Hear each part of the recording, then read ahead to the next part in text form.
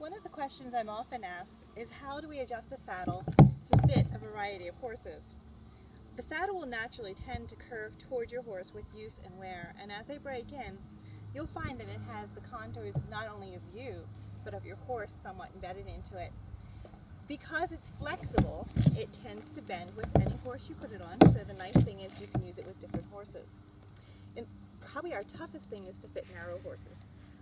Treeless saddles by nature are soft and flexible and tend to fall down onto a narrow horse's withers. In the case of a narrow horse, I usually suggest before putting on the horse, we'll do what we call crunching the saddle. To crunch a saddle, you fold it lengthwise in half, put your knee where your thigh would go, and press until you do hear a crunching.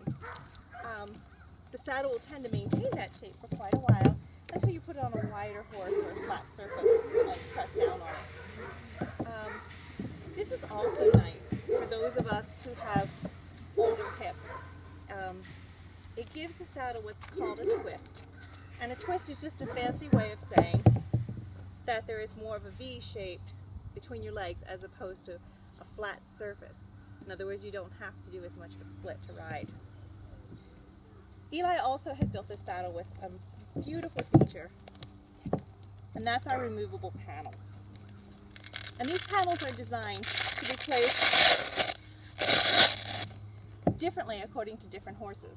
They're completely removable and can be, Eli can make different ones if need be, but typically this will fit most horses if we do the right placement.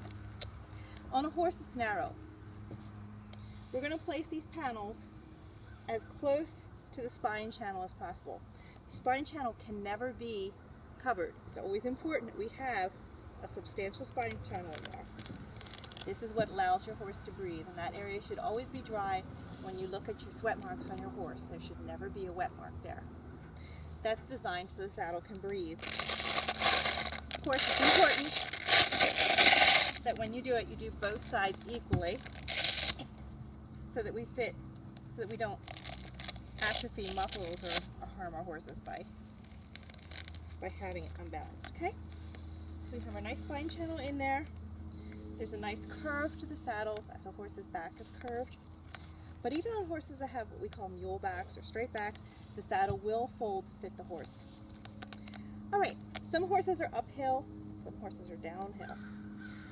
In the case of a horse that would be uphill, in other words, a horse where you're always hitting the back of the cantle, the horse, you feel like you're sitting up when you go onto the horse and you're getting pushed backwards.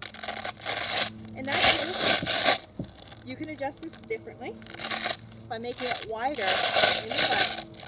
Again, never at the cost of wither clearance. We always want to make sure after we put the saddle on, we check that we have a lot of wither clearance to this channel.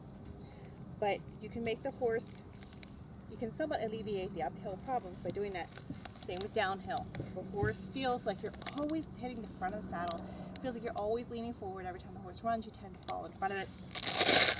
You can alleviate that by changing the padding position so it's wider at the rear than in the front.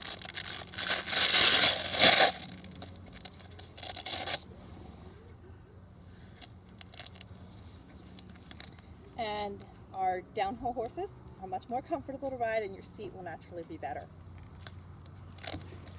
So that's the adjusted saddle, and you see both sides this way.